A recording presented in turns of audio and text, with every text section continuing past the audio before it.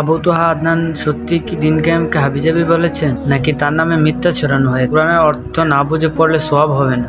আবু তোহা আদনান কি সত্যি এমন কথা বলেছে? উস্তাদ আবু তোহা আদনান কি উহুদের পাহাড়ে সত্যি জান্নাতের ঘ্রাণ পেয়েছিল? রাসূল সাল্লাল্লাহু আলাইহি সাল্লাম আত্মহত্যা করতে চেয়েছেন, কিভাবে এমন কথা বললেন আবু তোহা মোহাম্মদ আদনান? সত্যি কি এমন কথা বলেছিলেন আবু তোহা মোহাম্মদ আদনান? সামিআল্লাহ লিমান হামিদা, উস্তাদ কি এটাই সকলকে পড়তে বলেছেন, নাকি সামিআল্লাহু লিমান হামিদ? চলুন আমরা সঠিক তথ্যটি জেনে নিই। বর্তমানে সোশ্যাল মিডিয়ার মাধ্যমে যে কথাটি নিয়ে ব্যাপক আলোচনা সমালোচনা হচ্ছে সেটা হলো সামি আল্লাহ লিমান হামিদ। উস্তাদ আবু তোহা আদনান কি বলেছিলেন, চলুন দেখেন। সামি আল্লাহ, আল্লাহ তার কথা শোনেন। লিমান হামিদা, যে তার কথা, যে আল্লাহর প্রশংসা করে। এন্ড আমরা শব্দ বানিয়েছি সামি আল্লাহ হুলিমান হামিদা। তো হুলিমান হামিদা কি শব্দ? হুলিমান হামিদা বলে কোনো শব্দ আছে? সামি আল্লাহু লিমান হামিদা, সামি আল্লাহু লিমান হামিদা। কিভাবে পড়তে হবে? সামি আল্লাহু লিমান হামিদা, সামি আল্লাহু লিমান হামিদা। এভাবে আপনি এভাবে পড়তে পারবেন না সামি আল্লাহ হুলিমান হামিদা, সামি আল্লাহ হুলিমান হামিদা। মনে হচ্ছে যেন এই হুটা লিমানের অংশ। হু যদি লিমানের অংশ করে ফেলেন তাইলে আপনার অর্থ হবে না, ভয়াবহ বিকৃত হবে। সেই জন্য পড়তে হবে সামি আল্লাহু লিমান হামিদা, নট সামি আল্লাহ হুলিমান হামিদা। এভাবে যখন পড়বো তখন এটি ভুল হয়ে যাবে। জিহাদ ও দিন কায়েম নিয়ে যা বলেছিলেন আবু তোহা মোহাম্মদ আদনান, চলুন দেখেন। আমরা তো স্পষ্ট করেই বলছি, জিহাদ মানে নিরপরাধ মানুষকে হত্যা করা নয়। কি জিহাদ মানে?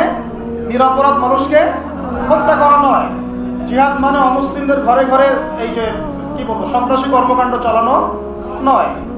জিহাদ মানে মুসলিমদেরকে হত্যা করা নয়।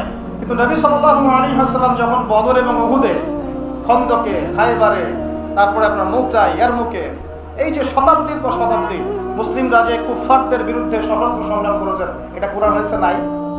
এবার দেখবো আমরা উস্তাদ আবু তোহা মোহাম্মদ আদনান উহুদের পাহাড়ে কিভাবে জান্নাতের ঘ্রাণ পেয়েছিলেন এ নিয়ে আলোচনা। আপনারা বিশ্বাস করবেন কিনা জানি না, আমি যেখানে দাঁড়িয়ে আছি ঠিক পাশেই নবী সাল্লাল্লাহু আলাইহি ওয়াসাল্লামের প্রিয়তম চাচা হামজা রাদিয়াল্লাহু আনহুর কবর আছে, এবং তার সাথে হানজালা রাদিয়াল্লাহু আনহুকেও কবর দেওয়া হয়েছে। আপনারা বিশ্বাস করবেন কিনা জানি না যে আমরা এখানে দাঁড়িয়ে আছি, এখান থেকে আমরা সুঘ্রাণ পাচ্ছি। কোনো সন্দেহ নাই যেটা জান্নাতের সুঘ্রাণ, এবং আপনি যত এই মাকবারার কাছে আসতে থাকবেন সুঘ্রাণ তত বাড়তে থাকবে। এই অনুভূতিগুলো ভাষায় প্রকাশ করা যাচ্ছে না, ব্যাখ্যা করা যাচ্ছে না। যদি আপনারা এখানে আসতে পারেন, আল্লাহ পাক তৌফিক দান করেন, আপনারা সশরীরে এখানে এসে এই অনুভূতিগুলো বুঝতে পারবেন ইনশাআল্লাহ।